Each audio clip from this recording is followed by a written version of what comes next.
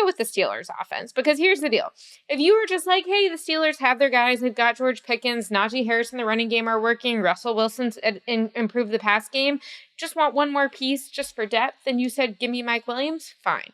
But that's not what the Steelers did. The Steelers have broadcasted for months that they wanted another receiver, another top receiver. They were willing to pay. They believed in it. They're famously paying 2 quarterbacks very little this year. They're getting Russell Wilson for like $1.2 million while the Denver Broncos pay the other $85 million over the next 2 years.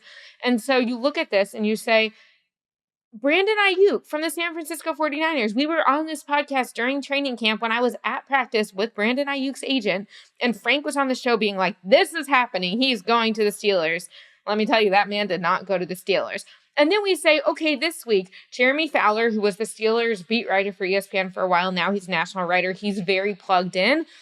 He said that they were asking around about Darius Slayton of the Giants, who I think is a very good receiver and has played well, even with all the mess of the Giants offense.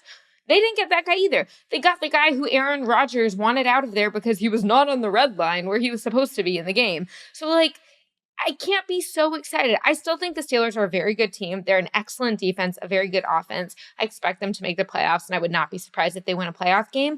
But I think that when you look at their long-term team-building strategy and what they wanted at receiver the last few months, they fell very short of what they were looking for. Yeah, not exactly the big-time trade that the Steelers were looking for, a guy with 12 catches for 166 yards this year who has been good in the past, but is dealt with so many injuries that you just wonder where he is at this point in his career. If it wasn't productive with the Jets, is it really going to be that much better with the Steelers? I don't know that. It just seems like they kept wanting to be that bidder on eBay who just doesn't want to bid a lot and then just keeps losing by $1 to everybody right at the last minute. And then they're like, well, we need to get something. Let's get Mike Williams. When you look back and you say, well, why didn't you just pay a little bit more for DeAndre Hopkins? He's so much better. Why didn't you just pay a little bit more than the Chiefs did? Because they got him for free. And you look at like what Deontay Johnson went for, and I know the Steelers couldn't get him back, but like you didn't really have to settle for Mike Williams for a fifth. That seemed like an overpay just because they're the last team standing and they need something at receiver. And I guess here's a fifth for Mike Williams. Well, Mike Williams might not be any good anymore. I totally agree with you that they should have been a little more aggressive here to try to fix this receiver situation, which is still pretty bad for them. And honestly, had they landed a DeAndre Hopkins, even though I'm not going over the moon over DeAndre Hopkins here at this stage of his career, it's still one of those things where, okay, that fits such a need for them. All of a sudden, what's the Steelers' weakness? But they couldn't do that. And now the Steelers' weakness is still their weakness, and that's probably in the passing game.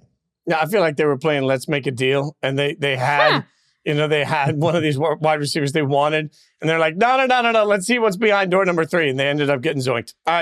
Mike Williams will make no difference to the Pittsburgh Steelers. This whole thing is a bit of a disaster.